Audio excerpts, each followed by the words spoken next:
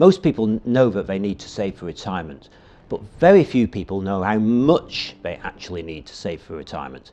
And frankly, as a pensions industry, and by that I mean pension schemes, providers, insurers, the government, regulators, even organisations like our own at the PLSA, I don't think we've done a very good job of helping people to understand how much they need to save for retirement. We tend to talk about target replacement ratios and other technical ideas that will never mean much to most savers.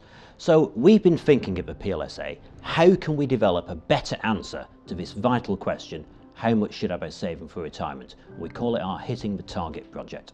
Other countries do this much better. So in Australia, they have the ASFA retirement standards. ASFA is the PLSA's sister organisation down under. And their retirement standards are a pretty simple concept. They take 3 levels of income. One is the age pension, pretty much the Australian basic state pension. One is a modest level of income, and one is a comfortable level of income. And at each of those 3 income levels, they show what kind of lifestyle you could afford in terms of the goods and services you could actually buy. So just to illustrate, they show what kind of car you might be able to afford, if indeed you could afford a car at all, perhaps not on the age pension. They show what kind of holidays you could afford. Good holidays on the comfortable level, maybe only day trips on the age level. Another example would be home repairs.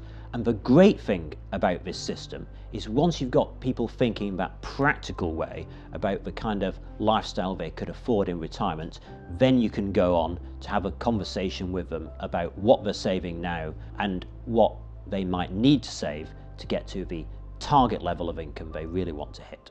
We think we could do something similar in the UK, so that's why we've been making the case for national retirement income targets. We've been consulting on this idea, and thank you if you're one of the organisations or one of the people who've sent us your feedback on it. We've now commissioned some researchers at the Centre for Research into Social Policy at Loughborough University to crunch the numbers, do some research, focus groups, and develop the targets for us. And we expect to publish the targets early next year. Targets on their own won't be enough to give people a decent income in retirement, and we've got plenty of ideas on other ways in which we can improve the retirement system. So let me give you some examples. First, people need to save more. Auto-enrolment has been a fantastic success in bringing 10 million more people into saving in workplace pensions. Yes, the amounts many of them are saving are very modest, but it is a good start. But now we need to think about how to get those saving levels up.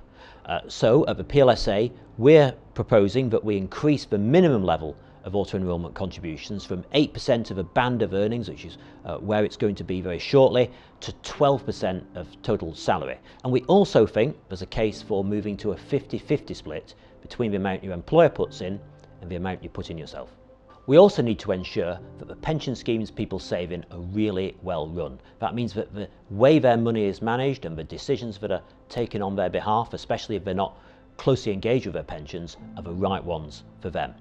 That doesn't always happen at the moment. The pensions regulator's own survey shows that half of pension schemes say they're not confident that all their trustees have met the regulator's own requirements on trustee knowledge and understanding. So we think that the regulator, the pensions regulator, should focus more on the quality of the people appointed as pension scheme trustees and also more on the effectiveness of trustee boards. The whole question of how people should use their money at retirement is a massive challenge, especially in this era of pensions freedom. Helping people to take the right decision and to avoid being scammed as well is a daunting challenge for many people.